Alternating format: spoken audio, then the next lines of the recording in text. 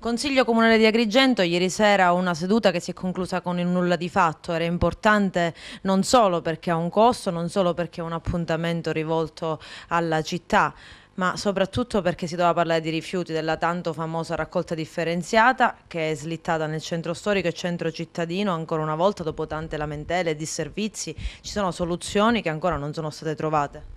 Lei ha racchiuso nella sua domanda il nocciolo del problema che la città sta vivendo come un problema quasi insormontabile, e noi come comune, nelle parti che ognuno di noi ha, quindi da consigliere e da amministrazione, non possiamo permetterci di continuare a mantenere.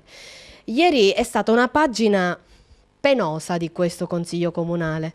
Un consiglio comunale che, come ben lei ha ricordato, ha dei costi solo di convocazione, quindi personale, gettoni, eccetera, eccetera, che non riesce a trattare i diversi punti che vedevano, devo essere sincera, in maniera soddisfatta lo dico, la partecipazione di quasi tutti i consiglieri comunali con domande, con l'interesse necessario e dovuto ad una problematica così importante che non vede soltanto un discorso di aspetto della città, ma soprattutto un discorso economico di cittadini che sono al collasso.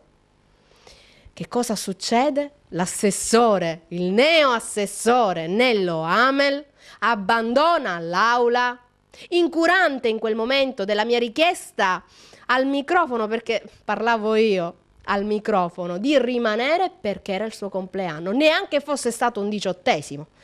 Voglio ricordare all'assessore Nello Amel che lei deve rispondere di domande, perché è vero che è un nuovo incarico il suo, un costoso nuovo incarico che è quello d'assessore, ma l'assessore Nello Amel, che non ha rinunciato al paracadute da consigliere, perché non si è dimesso da consigliere, è presente al Palazzo di Città da ben 20 anni, quindi non è un novellino.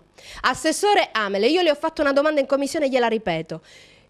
Il suo predecessore aveva sottolineato che il tardivo inizio della differenziata comportava dei costi che si vanno a spalmare sui cittadini, costi che si aumentano a dismisura per il tardivo continuo inizio sperato, e non sappiamo se riusciamo ad ottenerlo, di questa benedetta differenziata. Io le ho chiesto: intende prendere posizione e fare un'azione, perché non possono pagare sempre i cittadini, nei confronti, qualora lo ritenga opportuno e con basi solide, di chi è responsabile di questi ritardi? Cosa vuole fare? Io ho fatto un atto di indirizzo dove chiedo un regolamento apposito, perché questa discrezionalità ha portato allo sfacelo di questo comune e quindi non possiamo continuare così. La invito a cambiare marcia, perché quella che sta appena intraprendendo è una marcia che porta a sbattere contro i muri, che sono i muri che vengono dati dalla gente. La gente non ha più consenso e si vede, non c'è più consenso, perché vengono trattati male.